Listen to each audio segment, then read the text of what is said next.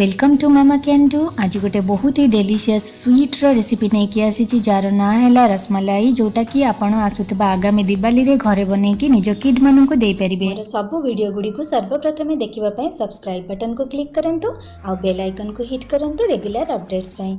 Welcome to mama can do.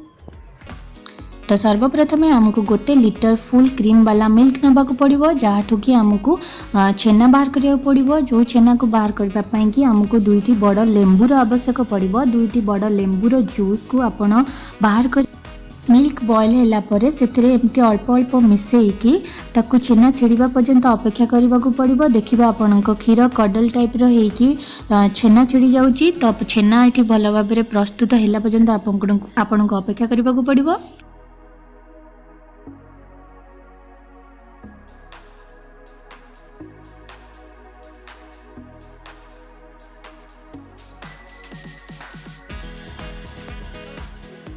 एबे क्षीर रु छेना भल भाव अलग हो जाए तो आम गोटे सफा कपड़ा रे एक्सेस वाटर को ड्रेन करी नबा आ ताकू 30 मिनिट्स पर्यंत रेस्ट करने को छाड़ी दबा।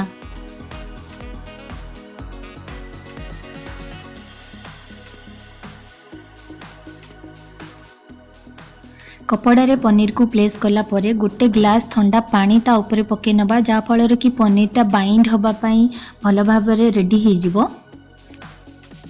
यहाँ परे आमे रसमलाई रो राबिडी बनैबा पई गोटे पैन रे गोटे लिटर मिल्क नेकी ताकू 1/4 हवा जाए बॉयल करिबा, जेमिति कि एटा पूरा थिक बनी जिवो।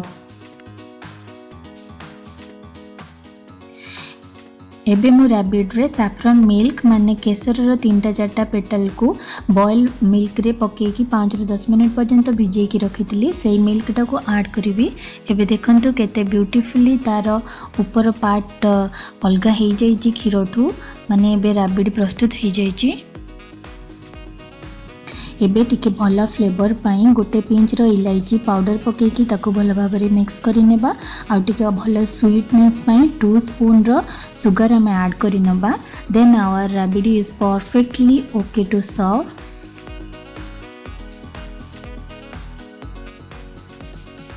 Now our paneer is ready. जो पनीर के हमें बने की रखी थी बा बॉल करके ताकू हमें नीड करी नबा 10 ରୁ 15 मिनट जाए ताकू भल भाव में चकटी नबा, जा फल कि एटा सॉफ्ट हो जिवो।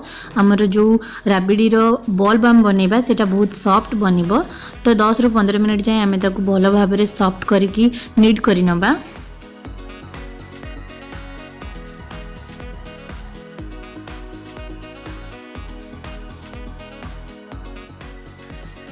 एबे पनीर छोट छोट बॉल नहीं कि हाथ रे राउंड राउंड करके ताको गोल बने नहीं कि तापरे फ्लैटन बने कि साइड रे क्रैक हो गले ताको साइड वाइज आमे साइज करके गोटे फ्लैटन बॉल टाइप रो आमे बने नबा। एमती सबू पनीर रे आमे बने नबा।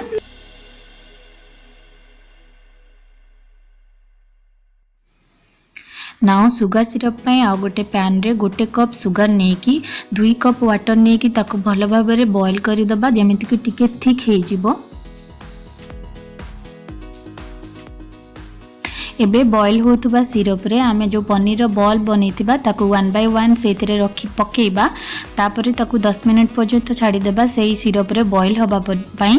तापरे देखिबे कि आपनकर पनीर रो बॉल जो साइज रो थिबो ताठू डबल साइज रो से फुली जाइतिबो।